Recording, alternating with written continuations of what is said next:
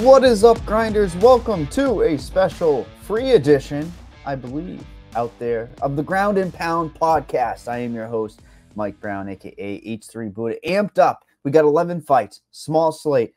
Not the best in the world. Lots of favorites, lots of Russian influence. Saudi Arabia, noon start. Gonna be a great card. We want more fights, but this means we know where ownership's going, Liam. We've got to get different. We can play around with some things. We're going to talk you through the slate, overall thought on this one. And, finally we get an early start time. That's what I'm amped about. We're not getting to bed at like 2 in the morning. Hey, we got 1 week closer to a pay-per-view event, so that's always a positive. And when you're looking at this card, is it the highest level of talent? No. But are some of the matchups intriguing? Yes. Could they go either way? Yes. Are there live underdogs? Yes. So we'll discuss all the above, and hopefully we'll put together some good lineups and try and avoid being duped. Yeah, being duped, not fun. It's going to happen, though, in this slate. So let's try to navigate away from that, get you up to the top of the leaderboards. And we start off with the first fight of the night, which is a road to the UFC finals in the UFC, to get into the UFC. I always thought that was funny, right? Like, all right, we're going to have you road to the UFC, but you're in the UFC for this fight. It's Long Zhao versus Chan Hu Li. Long is a minus 115 favorite, minus 105 for Li. Tell me about these guys, man, because you look at the matchup on Fight Metric, UFC stats, pretty much identical. And obviously there's not a lot to go off of. Just those few fights that they had on the fight to the road to the UFC, rather. Yeah, Long Zhao actually fought on Contender Series as well. And I think that might be the distinguishing factor between these two guys. He's got more experience. I think both of them have a decent grappling game, nothing to write home about, but some core competencies there as best they can. But I think on the feet, Long is a superior fighter. I don't think he's very good, but I just think he's a little more aggressive, a little bit more tenacious. And I think that for his opponent here, there's been a lot of coming from behind. There's been some getting dominated on the ground, which is like his calling card. He's been dominated on the ground before in Brave FC. So it just seems to me like Xiao Long, a little bit more experienced, a little bit more developed in his career. And I think he's going to win the fight. Scoring purposes, what are we looking at, Liam? We looking at a 3-round war that's going to score almost pretty well. I mean, these guys are priced right. Look at Long Zhao. I think people want Chan Hu Li for the grappling upside, but I'll tell you, Long Zhao, if he's able to defend those or be the one who's getting on top, I mean, I think the ownership is a little bit curious. What about reverses? I mean, those are 5 points each. We saw that weeks ago in an ugly women's MMA where they were reversing 5 points, and back and forth.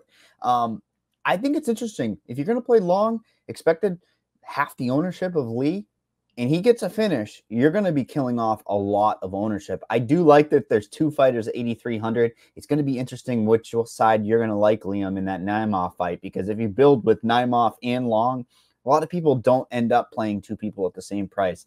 I've been in this for years, and that just is a weird thing. If you're hand building, it just doesn't happen psychologically. But we're looking for winners on this slate. Like you talked about, people will go towards Li because this middle range, you're going to hear a broken record from me this week. That's where all that win equity is. And the smaller the fight slate, you're looking for winners. That's where lineups are going to be built in this middle range. Let's move on to the biggest favorite of this entire slate, where we see Magomed Gadzhiyalasolov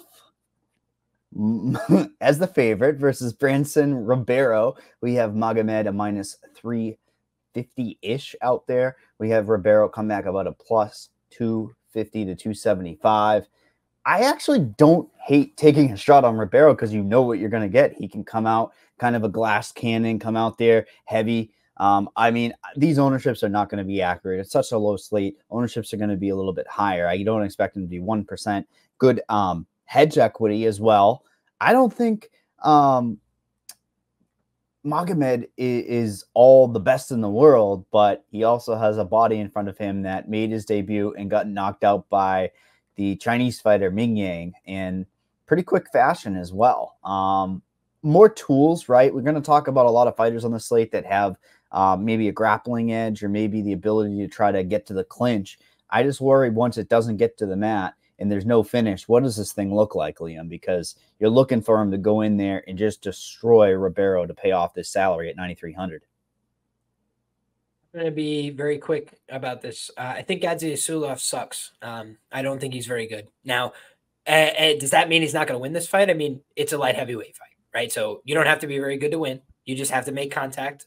Brenton Iberio, if you have to criticize him, his skills are only okay because it's a light heavyweight, and his chin is at times not what you'd want it to be, right? He's been cracked. He's been knocked out before. I think that's why they booked this fight. They're like, hey, maybe give this guy Gaziasulov a chance to win by knockout. But Gaziasulov, to his demerit, is a very cautious fighter at times. When he does let loose with his offense, I don't think he paces himself great. I thought he was completely exhausted in round 3 against a Bolivian fighter that was very inexperienced in terms of fighting quality competition. He had not done it before. So when he stepped up, he looked like he wasn't prepared at all, but he was able to outlast him physically and just like stay in the fight in round 3 and start to compete a little bit. And you're just like, man, Gaziasulov as a -800 favorite didn't really blow your hair back, right? He didn't look like, oh, wow, sensational. It looked more like, why is he being so competitive with this random Bolivian guy that they brought in to get destroyed, right? And then they signed the Bolivian guy as well because they were like, man, you could take a hell of an ass whooping, guy. Get in here. Then you look at Brenton Iberio. We're talking about fantasy, right? We're talking about, trying to score. What is his path to victory in most fights? Knock him out in the first round. So it's like, okay, this guy proven that he could go out there and put up numbers, right? Bruno Lopes was like a huge favorite on the Contender Series, okay? I picked Brenton Iberio. I was like, why is Bruno Lopes in a light heavyweight fight such a big favorite? Like, they're just going to swing in the middle and somebody's going to fall over. They swung in the middle, somebody fell over. It was -800 Bruno Lopes in the first round, right? So then everybody's like, wow, Brenton Iberio, the second coming. This guy, when he gets to the UFC, he's going to be so special. And I was like, no, he's a +500 underdog last time. So we don't want to get over our skis, right? We don't want to think this guy's so great. I picked Ming Yang Zhang. I was like, Ming Yang Zhang, a little bit more durable, a little bit heavier handed. So if they were going to run back a -125 here on Gaziasulov, I'm like, yeah, Gaziasulov. Yeah, he's a little bit more durable. Maybe doesn't have the same flaws with the chin. But instead, what we're getting is a guy in Brenton Iberio who's younger, bigger, going to fit a lot of criteria. He's got more experience, and he can win the fight by any method. Right? Is he incompetent on the ground? No, he's not. He's got wins by submission. Is he a guy that can't win a decision? I mean, he's a killer be killed archetype, no doubt about that. But Gaziasulov was in cardiac arrest last time against the Bolivian. So I don't know if he can, manage 15 minutes great, especially in a fight where now there's some pressure on you, right? Your back is a big favorite. Last time out, you gassed out a little bit. Does that wear on you? Does that make you more worried? Anxiety, pressure creates a fatigue. So for me, Gaziasulov, I'm fading the 52% ownership. And I honestly think he loses the fight. Yeah, I mean, it is crazy to get behind. At least on that Contender Series, he was tired. What is it, 6 takedowns, 6 minutes of control time? He's got other tools to make this thing better. Against a guy who's never wrestled or grappled before, the best I could tell. But hey, Meadham looks so good he got into the UFC on a loss. Brenton Iberio trains with UFC fighters, and he's got a brown belt, so he's not like a just a found product on the street. He's got some idea of what to do. Listen, if you're taking a shot on him, know that he can absolutely score a hell of a lot of points in bunches just by that first round equity. And that's what we're looking for on this slate. Like I said, you're going to have a lot of those organic builds in the middle. So if you're going to be taking a shot on one of these biggest underdogs, why not? This would be the slate to do it. Just know what you're signing up for. We move on to the next fight where we see Moon Gafurov versus Kung Ho King. We have Mr. Gafurov, a -160 favorite, come back on King about a +140. I've been trying to look at this slate and say, okay, only 11 fights. There's some obvious fights we're going to be targeting. The win equity, the pricing is what I guess is making me somewhat interested. But I also don't know if I could ever get behind Gafurov. He's just so slow-paced, Liam. He's going to be a guy that is,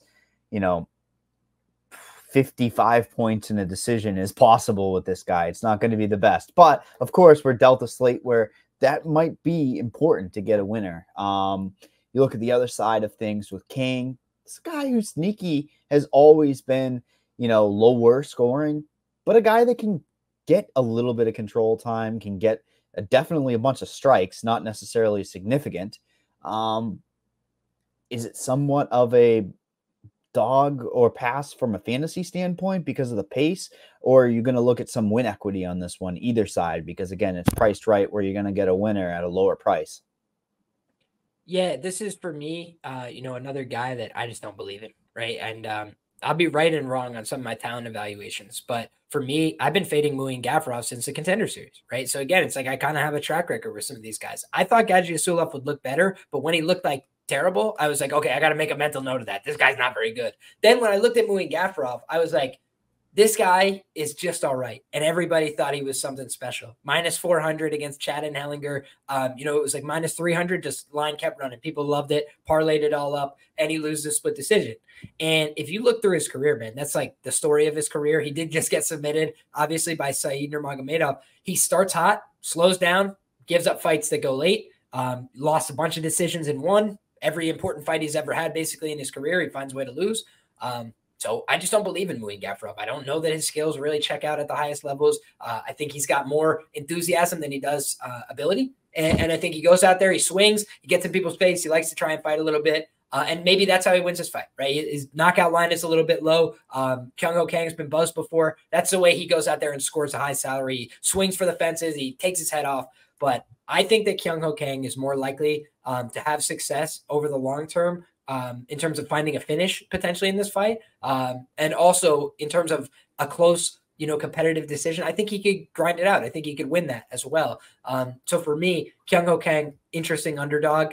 I understand why there's some ownership gravitating that way. I'm not a Gafurov believer.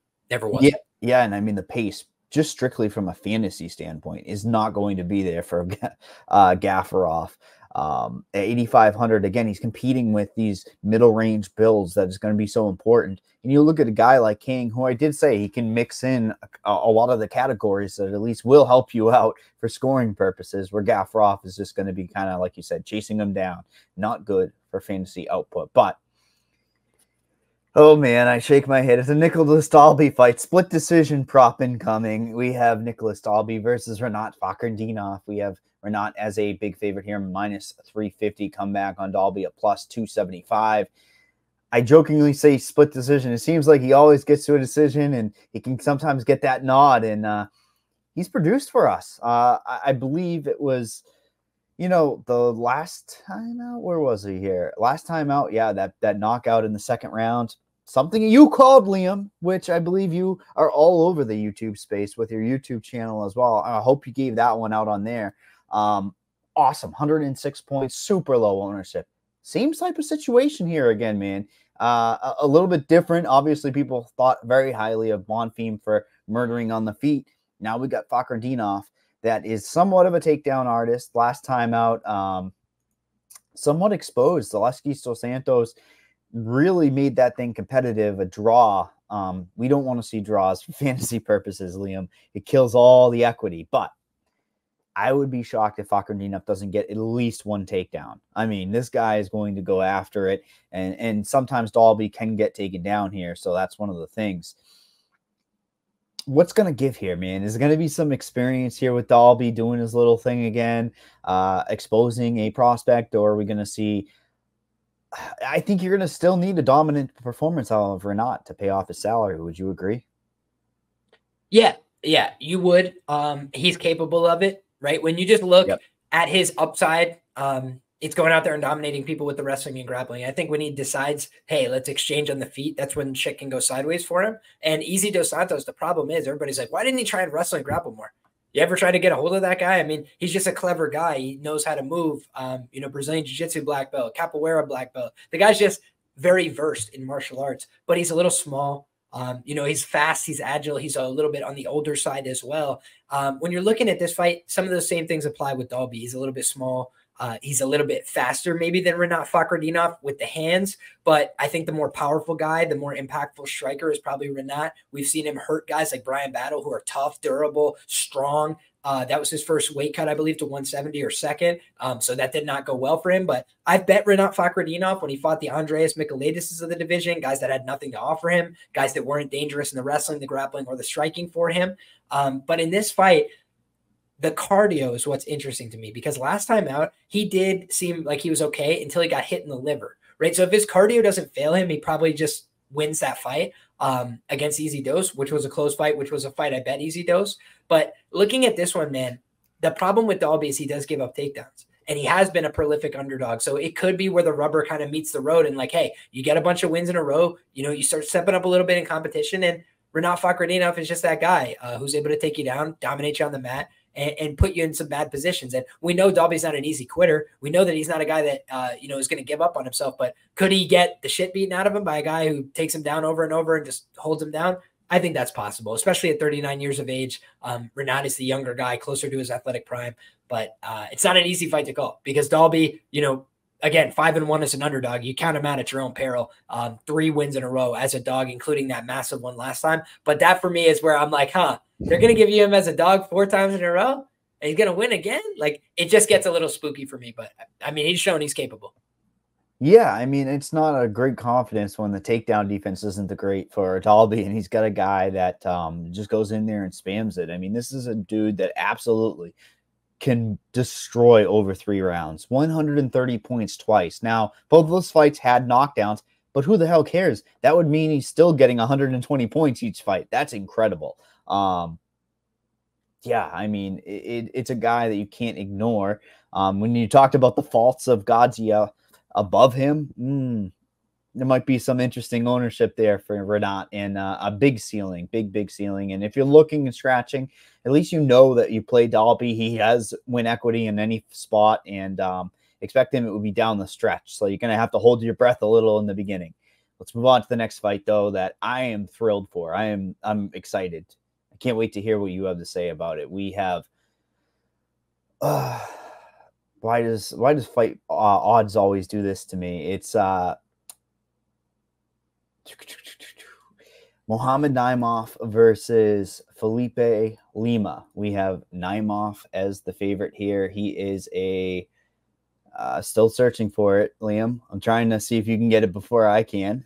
Oh, is he minus 105 at this stage? I tried to stall as much as I could. It's almost flipped on offshore books, right? It's basically a pick 'em though at this stage. The reason why I say I love it, it's a Mohamed Naimov fight. This guy grinds. He's a fantasy darling. He goes in there, rips you down. He can get you a knockout once in a while. He did that against Malarkey in his debut as a big upset underdog.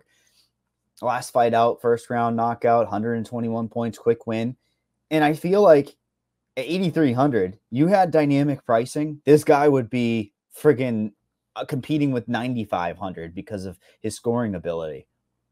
But I see a lot of love for Mr. Lima on this slate. I'm interested at this fight, kind of targeting it. And if you have a take of maybe Lima gets him out early, there's your path to being a little bit different and getting some leverage on the field, because Naimov is going to be popular because of that grappling. You know, I don't know if Naimov is really going to have grappling upside here. You know, what's interesting about this fight and what could lead to him having some grappling upside is the fact that he's so strong physically. You know, he is a natural featherweight. He's fighting a guy from, you know, weight class below him. However, in terms of skill for skill, position for position, I don't think he's better at grappling than a guy like Lima. Lima is a talented guy coming into the UFC. He's got skills in all positions. If I had to criticize his game, sometimes he's a little reckless, right? He's throwing flying knees. You know, he's trying to create a lot of offense, a lot of dynamic, you know, basically contact, right? Just like slamming into each other, bam, bam. And when you do that, you could get caught, right? Naimov, that's like his calling card, big power in the hands, has put a couple guys down, has hurt people with his shots in the UFC. But it's not that long ago, this guy was getting outworked by Colin Anglin and really put in some dangerous situations and kind of embarrassed there. And Anglin is simply not on the level, right? So you look at the wins he's gotten. Jamie Malarkey has a very suspect chin. And what he also has is an ability to go out there and compete, but he's not great at anything, right? So Jamie Malarkey was kind of stuck in this fight where he's beating Naimov, but he's got to stay out there with him for 15 minutes. And one mistake, Jamie Malarkey's chin could give out, and there goes the fight, right? Nathaniel Wood, he's an undersized guy.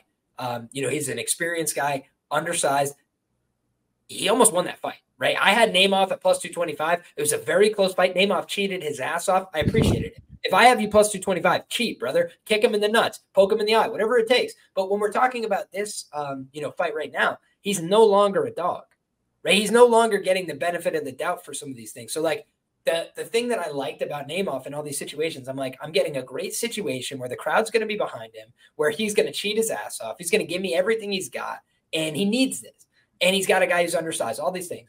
But now it's like, all right, Lima's on short notice. That's the things that you want to take away from him. Dock a couple points. Like, hey, he's on short notice. You know, what exactly can we expect from this guy? UFC debut. Sometimes people get the jitters and this and that.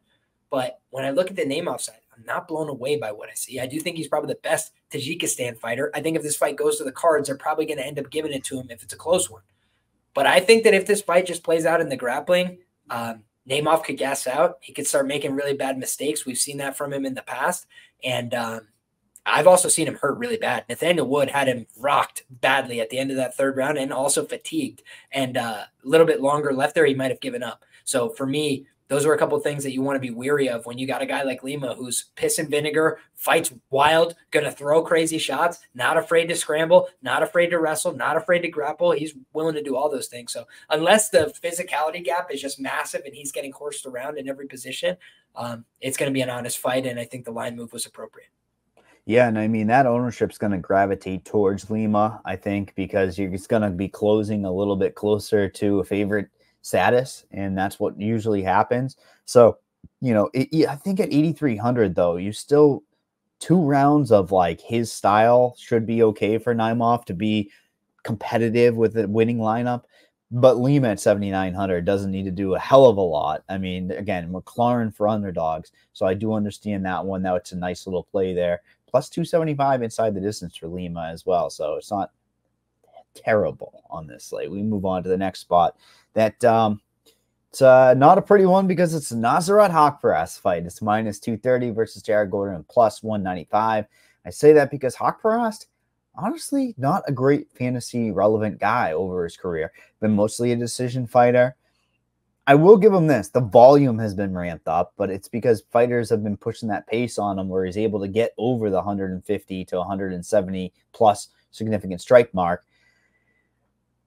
Against Gordon, it's interesting. I saw a lot of ownership on him when we scrolled down here at 33% owned. Makes sense for this slate. Again, hard to get behind any dogs. I guess he's the one that could make sense to control against the cage. Sometimes he gets that clinch against the cage. There's not a lot happening, a la the Paddy Pimblett fight. Not a ton of volume from him either, to be fair. Mostly pitter-patter. What do you think gives here? Are we going to look at this as like a win equity fight? Do you think one of these fighters has a ceiling? Because I don't think that there'll be a lot to be had in a bigger cage with these two styles that are just somewhat timid to scoring. Yeah, you know, I was feeling a lot more interested in Jared Gordon until I just had a discussion with my co-host, Rich, over on YouTube. And when you're looking, you know, the thing that I like about Jared, he's a New York guy. He's a Renzo Gracie guy. Listen, we got a lot of, you know, similarities there, right? We like the same things. But when you look at this guy, Jared Gordon, his chin is a concern, right? He's only lost to guys that are pretty high quality. But then you look at some of the footage, it's a little alarming, right? He could definitely get rocked, wobbled, hurt, even in fights he's winning. Then you look at the fact that, you know, Paddy Pimblett, why'd they give him that fight? I said before the fight, I was like, they're going to rob him blind if he wins this fight, you know, because he doesn't finish people. That's kind of been the knock on Jared Gordon. He's not dangerous with his hands. He's not going to hurt you, put you away. And I don't believe he's submitted anybody in the UFC. So my gut feeling here, I was like, man, he could submit Nasrat Haqparast. And he can't, because Nasrat is not as good as him on the ground. But he doesn't always insist on taking it there. He's a former featherweight. He's not always successful trying to rip people to the ground. Sometimes he can just, like you said, push them to the cage, not really get much further than that, kind of stalls out the fight a little bit. So for me, you know, if I was going to fade this fight, I would kind of just be hoping like, hey, a 29-20 Nasrat Haqparast decision, you know, where Jared's pushing him into the fence a little bit, but some of the bigger connections come from Nasrat while he's on the back foot using his counter work. I just don't rate Nasrat Haqparast, and I can't really get behind him a huge chalk. But what I will say is he probably has more KO equity in this fight, and I think that if there was hometown cooking, it's probably a little more likely to go towards Nasrat. So just a couple notes there. In what should probably be a competitive decision, I say that the KO upsides with Nasrat, especially early, and that the late finish equity and the submission equity, that's with Jared Gordon. Yeah, I mean, it really is interesting because smaller slate means we're looking for winners, and typically I just cross off Hawkparas fights because of how terrible they are. And when I saw, oh, he's against Gordon, oh no, there's more stalling techniques. To be fair though, Liam, there's a world where even in a loss, Jared Gordon could get to like 35 points, like right, like holding him against the cage, doing the little pitter patter. They go back and forth again, heavier shots from Hawkparas. It's an interesting play regardless because of that, right? Like hidden scoring in the fantasy, expected to go to decision. Perhaps Gordon is a key to the slate, but hard to get behind Hawkparas, who is going to be competing with Fakhretdinov and Magomedov and oh man, some absolute monsters that can score bunches. Let's move on to the next fight. But first, I've got to tell you guys about RotoGrinders Premium, PGA, NHL, MMA, MLB, WNBA, Liam. We have WNBA tools. We've got an option for whatever level you guys are looking for. Get yourself a 6-month combo subscription at an exclusive price of $469.99. Sounds like a lot, but you're saving $250 instead of buying every single month of that combo premium. It will probably, around now is a good time because there's a bunch of these niche sports as well that you'll get some access to. These, those that want to test it, buy the 3-day pass, $19.99. Check the link in the description below for more information on that offer. We appreciate all of your support. Let's move on to the next spot here. It's Johnny Walker fight. It's middle priced. I mean, you have to somewhat make this a first look. It's terrifying. I'm scared to even pick a winner in this, but Johnny Walker is coming in as a slight favorite here, -115 on some books, essentially a pick 'em at this stage. Ozdemir, of course, on the other side here. No time. I feel like this is somewhat of a tricky fight because, Ozdemir was somewhat like alternating wins and losses. Now he's got the Guskov win. I don't know even what to think of that one last time out, 120 points. You look at Walker's side of things, a guy who faced Ankalaev twice. The first one was a crap show. The second one was even worse, knockout in the second round. More tools to win, I think there would be Walker's side of things. But if this thing's going to be a kickboxing match, I think it just is going to be competitive, and it makes me want to play Ozdemir, which is freaking terrifying, man. Talk me out of it if I'm crazy here. The ownership actually shows that as well. And again, I'm clawing for winners. I care about the 200 on this slate, Liam. Other slates, I don't care about 200 salary. Yeah, I hate this fight. Two guys that I don't really like betting on, two guys that I don't really believe in. Volkan Ozdemir, fought for the title. I don't think he's going to fight for the title again. Pretty generic power puncher type archetype. He's kind of been exposed a little bit if you take him to the ground. He does a good job if he's in top position, right? We saw that against Paul Craig. If he's in bottom position, we saw against Anthony Smith and guys like that. They could take his back. They can exploit him in those positions. Daniel Cormier was able to put him in some bad positions as well, especially in the jiu-jitsu. That's something that wasn't a trademark of his career. And he was able to do it pretty easily against Volkan. So just something to keep in the back of our mind. And as for Johnny Walker, he's been implementing that more since he went to SBG Ireland. He's been working on his ground game. And I think we've seen that in the Iwan Kutalaba fight where he gets the submission finish. Some of the other fights, he's shown improvement on the ground, didn't get finished by Nikita Krylov, rolled around there for quite some time in that fight.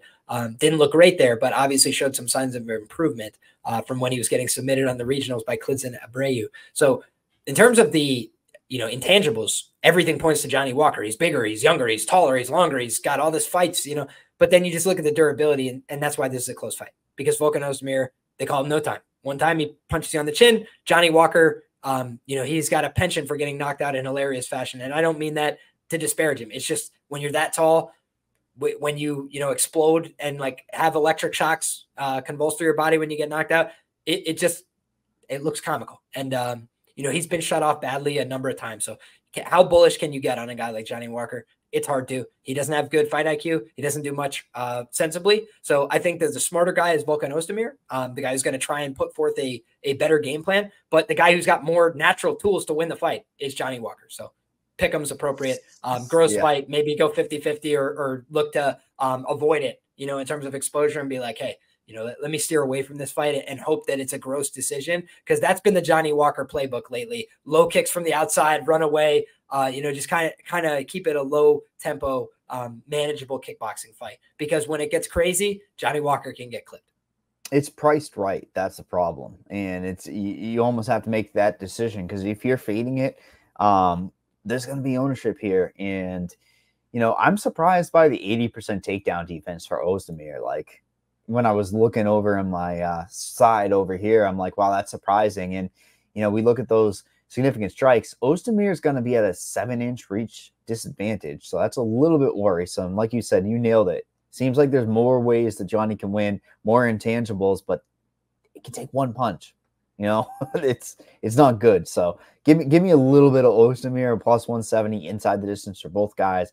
So you're going to have to mix some of these guys into your lineups. Move on to the next spot that, well, it's another late notice replacement. We have Antonio Tricoli stepping in late notice against Shara Magomedov. We have Magomedov minus 700 favorite.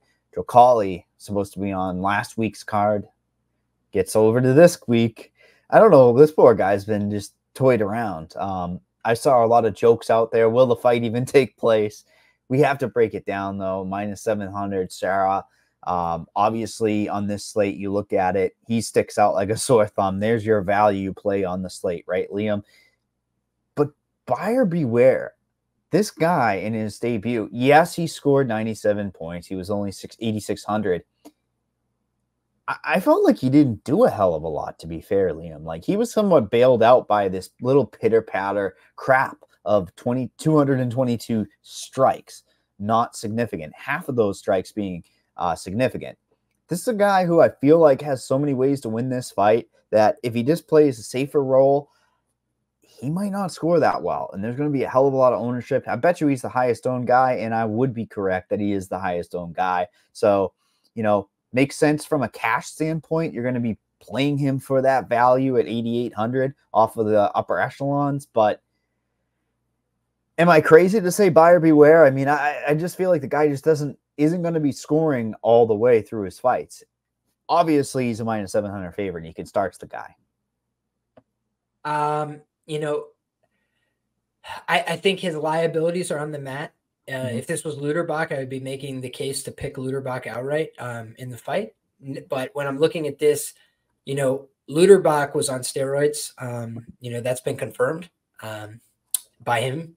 So he was basically just like, yeah, I took steroids 3 months ago. I thought I was cool in the gang. Didn't work out for me. Okay. But basically, that guy was going to come in, you know, with a pretty good game plan. I'm going to go out here. I'm going to wrestle this guy. I'm going to take him down. I'm going to get on top of him. I'm going to finish the fight. I like that game plan. I do think that's how you beat this guy. Now, as for Tricoli, he doesn't fight that much. When he does fight, he only looks all right to me in the wrestling and the grappling. So can he win this fight? Yes. Would he probably have to do it via submission in the first 2 rounds? Yes. So I don't like that for his chances. I think on the Shara Magomedov side, his takedown defense was poor and his get-up game wasn't existent. But what he did do is made him pay for the takedowns by just elbowing him relentlessly in the head, punching him in the head from bottom, which sounds silly, except when you rewatch the fight and you're like, wow, Bruno Silva did nothing from on top because he just didn't want to get hit anymore. He was like burying his head in the chest, like trying to just like throw a handful of shots to not get stood up. He just didn't want to fight this guy no more on the feet. And that's a guy with a brick for a head. And Bruno Silva is very hard to put away with strikes, but he was getting his ass whooped, I felt. So yes, there's a huge takedown deficiency, and he could get submitted, right? We said it about Jekka Sergey, like, yeah, Jekka could look like $1 million, right? If this fight plays out on the feet, he's probably going to knock him out brutally. But if the fight goes to the ground, things get sideways fast for him. And I don't think it's that bad, right? He's not Jekka Sergey, like, oh, you take me to the ground one time, the fight's over. But he is more focused on doing damage and striking off his back than he is getting back up to his feet or making the right tactical decisions from his guard. I saw him give up a pass that was kind of comical to Bruno Silva, right? He just went for a triangle, gave up an easy pass, an easy leg drag. Bruno Silva's not very technical or sophisticated, despite being a black belt. So when you look at Tricoli, in the early going, he is probably the more technical grappler of these two guys. He has gone out there and submitted guys with a rear naked choke in the first round on more than one occasion. That's kind of his calling card. But I did not like the extended fight that he had with Diego Lima. He got 10-8'd in the second round. He looked out of sorts, and Diego Lima would probably get knocked out, in the first 2 rounds by Shara. So, yeah, I think Shara's going to win this fight. I think it's probably going to be via knockout. But again, if I was to make the, devil's advocate case for Tricoli, he could submit him in the first round. So when you're looking at guys that are going to go low owned, that could have a path to a very high score, that's Tricoli's path to a score. Take him down, submit him right away. You know what I mean? Yeah, I mean, it's just scary because I feel like even at 8,800, it's just enough price point that a second round, 85 points, I'm not entirely sure that that's going to be the best thing for Magomedov. I have one thing for you, though. I have one thing that you might like. This guy never stops throwing, okay? So when he gets taken down flat to his back, he's throwing. If this guy goes to pull guard, he will throw from on top, in my humble opinion. I could be wrong about that. Maybe he stands up out of the guard. But I just have a feeling that this Tricoli guy is going to go for a guard pull guillotine, and if it don't work, he's just going to stay there. That's what I've seen from him on tape. And, it just seems like Shara will probably be like, oh, you want to lay here on the ground and just throw 700 shots as fast as he can at his head, neck, and chest. Yeah, there's he does look like a Bond villain, so make sure you tune in because the guy is, I think he even got a call for like a Bond villain type of role. Scary dude, and like you said, vicious power. So yeah, I understand why he could be the highest owned guy on the entire slate. But we move on to the next fight of the night. We see Calvin Gastelum versus Daniel Rodriguez. We have Calvin Gastelum minus 230, Daniel Rodriguez plus 195. Insert joke here that Calvin Gastelum and Nazareth Haqparast look alike. They're both even the same money line, Liam. But Calvin Gastelum, I mean, this thing doesn't look like it's going to be going down at the original weight class. So talk to me on that front in a minute. But I mean, tools to win the fight. I understand why Calvin is favored here because he's got more tools. He does have takedowns.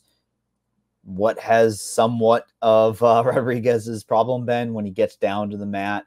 This guy does crack. He can definitely get people out of there. He's got heavy hands. I think if he's able to get those limbs and stop the takedowns, it becomes an interesting fight. There's not a lot of places to go on this card. So when you're going to go towards a Rodriguez at just below 20% owned, like I said, all that ownership's in the mid-range. So I'd say from King down, from like Volkov down, actually, it just falls off a cliff for equity. That's not a bad play either. And even if it goes 3 rounds, there's a world where there's enough volume in a loss that it could be interesting. But what is your overall thoughts on this one? Because I highly doubt that people want to play Haqparast, Gastelum. This is the hidden range nobody wants to play on the upper echelon of guys. So what would a ceiling out of either Rodriguez or Gastelum look in this fight? I mean, Calvin says that he's been working on his wrestling. So, I guess the ceiling for Calvin is he goes out there and he uses his overweight frame to take this guy down, try and lay on him for 15 minutes. I'm not impressed by Calvin. I'm disappointed in Calvin. I'm embarrassed for Calvin, and I don't say that lightly. This is a guy that should have had a real career in fighting, and he is a talented guy, but he's not a guy that has the discipline, the drive, in my opinion. And what's embarrassing about this isn't that he's not going to make the weight. It's that he didn't try. He basically said, I'm not going to make the weight. I'm not going to be prepared. I'm not going to do my due diligence. I'm not going to honor the contract I signed, right, to make it to 170. Is it impossible? No. And how do we know that? He just made it his last fight. So he's being lazy, right? Or he's being undisciplined, or he's got an injury, or like whatever the excuse is, it's bad, right? He had said in interviews this week, my man, that he's like, this is a make or break fight. This is, loser leaves town. You got a loser leaves town match and you can't even show up on weight. You can't even do your job. You can't even do the basics. I think Calvin Gastelum's done at this level. Maybe he proves me wrong, and I'll give a clap to him. Hats off to him. You cheated, by the way. So if you win, you cheated. But I'm not impressed. Daniel Rodriguez did this, right? He goes out there, he loses to Neil Magny. Neil Magny is the gatekeeper to the top 15, right? You go out there, Mike Malott, 2.5 minutes away from being a top 15 guy. Didn't happen for him. That's the way it is, right? Neil Magny wants to win. He's not going to give it to you for free. If he is still left out there, he will find a way to win the fight. I had Neil Magny small, inside the distance, plus 680 against Daniel Rodriguez. It's a welterweight fight. These guys are out there scrapping, right? Then you look at the fact, okay, we got Daniel Rodriguez against Ian Gary. Ian Gary would be a substantial favorite against Kelvin Gastelum today. Substantial. Because one guy's never lost, and one guy has hardly won a fight in the last 7 years. So when you look at Kelvin Gastelum, he's been around. He's fought a lot of tough guys. But most of what he is enhancement talent that gets beat up by the stars of this division. And he goes out there and competes. He'll throw. He'll strike. But when you see him against real talents, he gets exposed, and it's happened over and over and over. And I don't think he's been the same guy since the Israel Adesanya fight. He got beat up badly in that fight. He got beat within an inch of his life in round 5. And I don't know that we see the same, warrior every time out there. And I don't mean to take away anything from Kelvin. He's still tough as shit. He still got dropped bad by Jared Cannonier or frozen on his feet, found a way to keep fighting. But he's getting hurt more often. And he's not pushing for the victory. Sometimes he just lets it slip out of his hands. Robert Whittaker, did he even try to win the fight? He mostly just watched that fight slip out of his hands. And for me, what I don't like about Kelvin is that he's basic. He's got wrestling. He's got boxing. Against Ian Heinisch, he was having a hard time out wrestling him. He's having a hard time out grappling him. And I know he's got some interesting roles and whatever that he does on the ground, but it's like that's not a guy who's even in the company anymore, right? You're looking at a lot of the guys Kelvin fought. They're no longer active professionals. Right? They don't even compete in this sport as professionals anymore. And so for Daniel Rodriguez, there's a lot of question marks for him too. He's coming off a knockout loss. He's looked a little bit slower in his last 2 fights, but is this not more along the lines of the guys that he's beaten than the guys that he's lost to? Guys that are a little bit flaky, guys that can be hurt, guys that can be finished, guys like Kevin Lee that used to mean something, that had a name, that were, serious fighters, but they weren't the same guy no more. And so when they went out there to fight this guy, they found out they didn't have it like they thought they had it. Kevin Lee said, "You're so little." He didn't say that after the fight, right? He got taught a lesson by Daniel Rodriguez. And I honestly believe that Daniel Rodriguez, win or lose in this fight, will have a chance to re-sign with the UFC because he takes hard fights, because he's gone out there and gotten head kick knocked out by Ian Gary. And it's Dana in the back like, "Hey, man, thank you for taking the fight. Hey, thank you for always being a good sport. We want to have you back." He said in an interview this week, he's like, the UFC had reached out to me and said, "Hey, you got 2 fights on the deal left, but we're still interested in re-signing you, working with you." Do you think they're saying that to fucking Kelvin Gastelum, who can't show up on weight for what he said he wanted to do? I want to go 170, except now a week before the fight, change it right now for me because I'm not going to make it. That's not good business. And it's not good business when you're fighting for your job. So for me, I don't like anything on the Kelvin Gastelum side, period. He could win the fight. I gave the reasons why. He could go out there and take him down. Also, maybe Daniel Rodriguez is just shot. He hits him with 1 punch, he goes down. But he hasn't knocked out anybody since Michael Bisping. He hasn't really hurt somebody in a meaningful way quite some time. And the biggest win that he has in his recent run is a head clash with Chris Curtis that changed the complexion of a fight that he probably was going to lose, right? So I don't like anything on the Kelvin side here at the price, especially given the interviews, especially given everything I've seen this week. He's training at Fight Ready, right? Working with Adam Fugit, believes in all this stuff. Adam Fugit's not a top-level guy. And I don't mean that to be disrespectful, but he just went life and death with Josh Quinlan, who's an entry-level UFC fighter, right? And now we're talking about that's the primary sparring partner for Kelvin Gastelum leading into this fight, and we're supposed to be fired up. We're supposed to believe in that. Whereas on the other side, Daniel Rodriguez has done a 6-month camp for this fight. He was in Thailand. Then he comes back and he goes to Extreme Couture, working with Sean Strickland, Magomed Ankalaev, top guys at 185 and 205.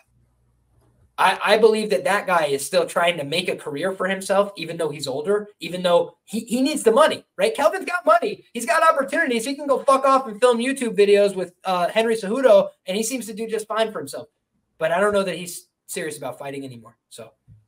Well, let me tell you, this is one of the lowest owned fights on the whole entire slate, just from a macro standpoint. So if you're going to be playing this one, I talked about the Haqparast and Gordon. Looks like people are going to gravitate towards Gordon, the dog. Let me be honest. If you're going to play Daniel Rodriguez, he's going to be the lower owned guy than Gastelum. He's probably going to be one of the lowest owned that really has an equity to win the fight, right? Like just blindly on this slate. Makes a lot of sense. An interesting play there from Liam. Let's move on to, this fight's going to have a ton of love. We have Sergey Pavlovich versus Alexander Volkov. We have Pavlovich a minus 235 favorite. Come back on Volkov a plus 200. Everyone's favorite, probably second favorite, on the slate. Pavlovich almost 50% owned. Yeah, he comes to take your head off early, often, 8,700, off of that upper echelon that I've been telling you about, those 9K guys, priced right. But if he doesn't get that first round finish, if he doesn't, that equity is going to start falling off a cliff. He could still get there, even a second round finish. You give the 10 points to the knockout, the 70 for that second round, plus the significant strikes, it might be okay. But, I have legit worries about what it looks like outside of the first, 7.5 minutes. Volkov on the other side, though, low ownership, Liam. 15%. You're going to play him for leverage. You'd be playing him to even cook him down the stretch, get some great scores, second and third round. Got to stay conscious in that first round. Why not? In the, he could compete in the first round. But, I mean, that minus 170, everybody wants to play that shiny toy. I mean, I would still consider him a shiny new toy, to be fair. I seem like Pavlovich got shot up to the moon, got set back by Aspinall once he got there, but he's still a great tool for us for fantasy. It's a weird one. I've said that a lot. I mean it. I don't feel super bullish about a lot of the fights on this card. Let's talk about why. Sergey Pavlovich is friends with Alexander Volkov. They trained together as recently as 18 months ago. That's all from, official UFC videos. They just took a picture with each other at the airport, like cheesing, like, oh, my long lost brother, how are you? I don't like betting on fights like that. I don't believe in fights like that. I don't know if these guys are going to go out there and put on a sincere athletic contest, or if they're going to go out there and, play patty cake with each other for 15 minutes and try not to hurt each other. And when you're talking about the fight business, I need to know that you want to hurt somebody. I need to know that you're going to try and win the fight. And I don't know that in this fight. So for me, I'm scared that this fight could be a, con job over, right? Where everybody expects, oh my God, Pavlovich, this murderous power puncher, is going to go out there and kill him in the first round. Maybe he does. Or maybe they, just point fight each other a little bit from the outside, and Pavlovich shoots a takedown, tries to get on top. They wrestle along the fence like the Tybura fight where nothing happens for 15 minutes. You've just seen these fights before with Volkov where it's like, hey, you try and take me down. I stuff a couple of takedowns, 15 minutes glides off the clock, and everybody forgets this fight ever happened. It's kind of just the way it goes sometimes with Volkov. Sometimes he puts on a crazy impressive fight, right? He goes out there, gets a submission, goes out there, gets a knockout. But Volkov decisions tend to be these, just drag them out. There's a bunch of wrestling. There's a bunch of, grappling on each side. Or it's the Gone fight where he just never did anything. He just kind of watched the whole fight pass him by, and try and chip away with low kicks from the outside. He's fought a very safe game plan there. I don't think that would work against Volkov. Against Pavlovich. So for me, this is a tricky fight because I think that the guy who's better at jiu-jitsu, the guy who's better at grappling is Volkov. The guy who's better at wrestling is Pavlovich. So he might not be able to get him to the ground, right? And for me, if he's not able to get him to the ground, Pavlovich is stronger. He should have a lower center of gravity. Unless his cardio falls off a cliff, he should just be able to physically hoss a guy like Volkov around. And we've seen that in the past. Tom Aspinall was able to basically finish him with like a strength maneuver, right? Just put a straight arm lock behind him and extended him out. So, yeah, I think that Volkov is a little bit past prime. Even though he's only 35, he's had a ton of fights, and he looks to be slowing down a little bit. He's got kids. He's got a bunch of other shit going on. And I just feel like Pavlovich is a more dangerous guy. But for all the reasons I listed, Pavlovich is a guy I was betting at plus 125 and plus 150 when nobody believed it. Right. And now you're being asked for the privilege, minus 225 for a guy that hasn't gone deep in a UFC fight, has been exposed on the ground before, 2 losses inside the distance. Aliskerov took him down, beat the shit out of him. And then he also got pulverized on the feet by Aspinall. You can, acknowledge, hey, there's some real merit to those losses. But you could also say, does that mean I should get 70% behind him against his friend in what could be a number one contenders fight? I don't necessarily see that. You're muted, my friend. Technology is great when it works. I think the Volkov by the numbers, Liam, is one of the better plays on the whole entire slate, right? Like if you're getting 15% ownership and you survive that first round, any form of a win at 7,500, I think is going to be good because of the small slate. I'm not calling for Volkov to win. I'm just saying by the numbers, you're going to get what? a third of the ownership on Pavlovich. And then Pavlovich's window is pretty narrow, right? Like, what do you think a Pavlovich decision gets you? Like, can he get to 100 significant strikes and a little bit of control time against the cage? Like, what does the decision look like for Pavlovich? Just talk me through, just so I know what I'm signing up for. Is it first round or bust, do you think, for equity? So I think a decision for Pavlovich takes one of two forms. Either these guys just commit to the low tempo, nothing burger kickboxing match where they're just like, I paw out with a jab, you throw a low kick. We both circle around for 30 seconds. I paw out with a jab to the body. Like, just a fight that no strike is thrown with consequence, right? Where they basically just like go out there and point strike a little bit. I think the other path to a decision for Pavlovich is wrestling. It's just saying, like, I am a former Greco-Roman wrestler. This guy is a long, tall glass of milk. I'm going to push him over at his chest. I'm going to get a head in his chest. I'm going to grab behind his waist. I'm going to take him to the ground and just lay on top of him. Pavlovich is built like a refrigerator. If he gets on top of you, you're probably not going nowhere fast. So that for me is how I would be coaching him. And that is how he's won decisions in the past. Get on top of somebody. They can't do much. I like it. That's not the worst if it goes that route. But we're going to go to the main event that has all of the ownership in it. We have Robert Whittaker versus the late notice that was already scheduled for a fight last week. Ikram Aliskerov. We have Whittaker as the slight favorite here, minus 150. Come back on Aliskerov, a plus 125 range.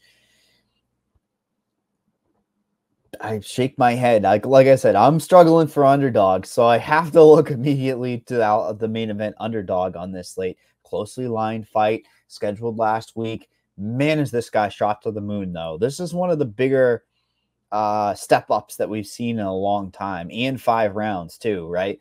Like, he comes in 2 fights, murks Phil Hawes in the first round, destroys Alvis in the first round, 100-plus points each performance, near 110 points.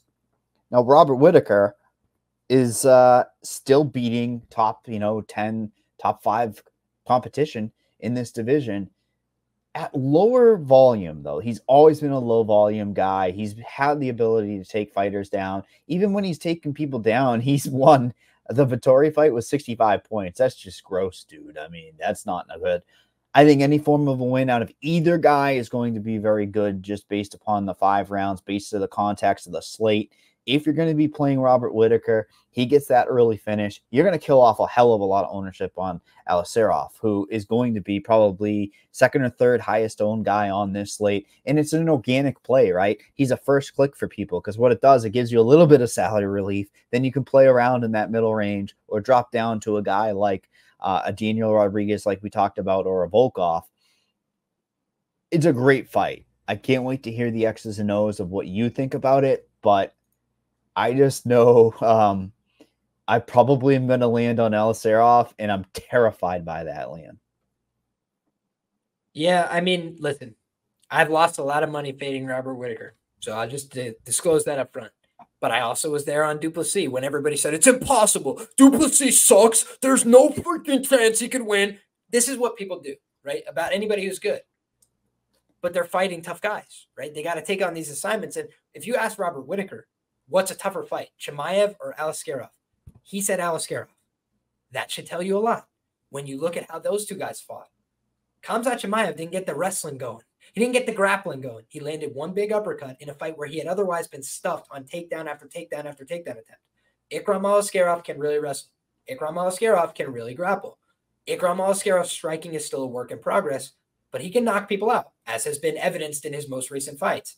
He doesn't get knocked out, by the first shot he gets hit with. He's been hit. He's been buzzed before. He typically reacts with hard counters. So, like, even if he gets hurt, he's throwing back with bad intentions and putting people down, hurting them badly. So I think of Ikram as a guy that takes calculated risk, that's willing to go out there and try and knock your block off in the first round. He's also willing to push, grind out a close decision. He's also a guy that has real credentials on the ground. He's a Sambo world champion. So I think that if Ikram goes out there, uses that master of sport, tries to put this guy on his back, it's not like Yoel Romero where he gets takedowns, but he doesn't really know what to do with them. He doesn't really have a follow-up, right? It's like, hey, I got you down. Now you got to get back up. And then it just resets the position. It's almost like a break in the action. I don't think that's what it's like with Aliskerov, right? He took down Mario Souza. He said step 1, step 2, step 3, and it's over. just instantly Kimura'd him. I had the sub plus 200 there. I don't expect that against Robert Whittaker. But did we not see Robert Whittaker get absolutely audited on the mat by Dricus du Plessis a couple fights ago? And nobody wants to talk about that. They want to talk about, hey, he got knocked out on the feet. Yeah, he did. And he almost got knocked out by Paulo Costa. And he almost got knocked out by Jared Cannonier. And you could go through the whole list of guys that have put him on Dream Street, that have rocked him, that have wobbled him. And he's been defying death. That's hard to do. Ikram Aliskerov said, Phil Hawes, you're not denying death. What's his name? Warley Alves, you are not denying death, my brother. You are sleeping today. He has been brutal with his shots. All in the first round, coming out there being aggressive. But he hasn't even shown off the wrestling and the grappling. Not since the Contender Series, not since pre-UFC. And he's still working on that. He's still got those skills. And so you have Robert Whittaker, who's probably preparing for the wrestling and the grappling of Khamzat Chimaev. But Khamzat Chimaev also comes out like a bat out of hell. He's very front-loaded in his win condition. Ikram Aliskerov has shown that he could go out there and win a 29-28 decision before.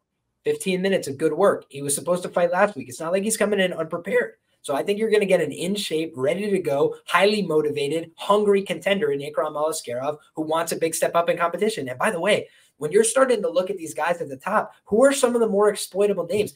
We're not talking about easy guys. Everybody's going to be a tough fight. Everybody's going to be a former champion. Everybody's going to be a guy that fought for the belt. So then you have to ask yourself, who's closest to their prime? And Robert Whittaker, guys, a former welterweight. Not that big a guy. He's grown into the weight class, no doubt about it. But he's a former welterweight. He's a guy that had a career there. He did well. Came up to 185, had the belt. Lost the belt. Now he's lost contendership fights, right? Dricus du Plessis was just a contender when they fought. He lost that contendership fight. He's got another one here now. It's against the scary Russian. Give me the scary Russian at plus money and I'll live with the results. You know, just like in terms of my long-term process, it's a dog or pass situation, period. And if Robert gets me again, all I can do is pour one out for him and take the hat off to him. Crowd's going to be going wild for all these OVs that are on this card. I've never seen so many OVs as well. But yes, I think it makes a hell of a lot of sense to go with Aliskerov in your lineups. He has a better inside the distance than Whittaker, plus 150 compared to Whittaker's plus 175. Very close. But I long-term like to target that because that is where you get those ceiling plays and a nice win equity to boot. Final takeaways on this slate, Liam. You know, again, smaller slate. It's difficult to differentiate. Like, I think... And we sort by lowest ownership. That's always how I like to target it. I like it. Let's hit it. I mean, these ones make sense, right? Like, we know why they're going to be owned because that win equity in that middle range is so valuable that it's just going to get sucked in. So they are going to be low. They might not be that low. So here's what I'm going to do. I'm going to give you 3 of these fighters that are among the lowest owned, and I'm going to give you the reason why I think they could be potential value plays. You're hitting on them already. You already see where my brain's at. First of all, Brenson Hiberio. Why? It's about who you're fading. We're fading a debutante. We're fading a guy who was in cardiac arrest against a random Bolivian that you've never heard of, okay? And we're fading a guy that is a primary stand-up guy from Russia. Right? So when you're talking about fading these guys that like to go out there and wrestle and grapple and have all these Sambo credentials, all right, a little bit tougher. Gaji Asulov, he's got some skills. I'm no denying that. He can kickbox. But his wrestling and grappling is very average to me, at best, for a Russian type guy. Let's see how that works out against Brenson Hiberio, who trains with real UFC fighters, who's been around for a long time, who's had real experience, younger guy, pro with more experience. Then you've got Daniel Rodriguez, okay? Another guy fighting for his job, potentially. A guy who's got a lot of motivation. Said he put in a 6-month training camp for this fight. He's fighting Kelvin Gastelum, who's 2-7 or whatever in his last 9 fights, and basically, you know, doesn't want to stop eating tacos. He's putting up videos about how to miss weight, and then he's missing weight. It's like, excellent. Well played, sir. So for me, that's the kind of guys I'm talking about who we're fading with this small ownership. Then Zhao Long. You got 2 anonymous guys, essentially, right? And one of them's very low owned, and he's the favorite. He's been favored to win since the line's open, basically. It's like, give me that guy. Let's see how it goes. And then we talked about Volkov as leverage. Again, not calling it, just saying 15%, a third of the ownership for a guy that could absolutely do almost anything. He could get a knockout. He could dominate over the 2nd and 3rd round. Give me that potential play as well, but should be a fun slate on this one. UFC 303 next week. Make sure you guys subscribe to the channel, subscribe to Liam's YouTube channel. Liam, shout out that YouTube channel. Yeah, you can find me everywhere, guys, at Liam Picks Fights. And I talk about it on social media, but also each and every week, multiple breakdowns on my channel, talking about the fights from a betting perspective. We talk fantasy, all sorts of different aspects, angles for the fight, and I answer questions live as well. So if you guys ever have questions, comments, concerns, go find me everywhere at Liam Picks Fights. There's going to be a ton of prize pools out there for UFC 303. No McGregor prize pools. We would have been sniffing the 300K, 250K plus prizes, but hey, I'm amped up. Prohaska and Pereira. That's going to be a great fight to break down next week. Follow us on Twitter, X at Liam Picks Fights, and at H3 Buddha. We will see you guys next week.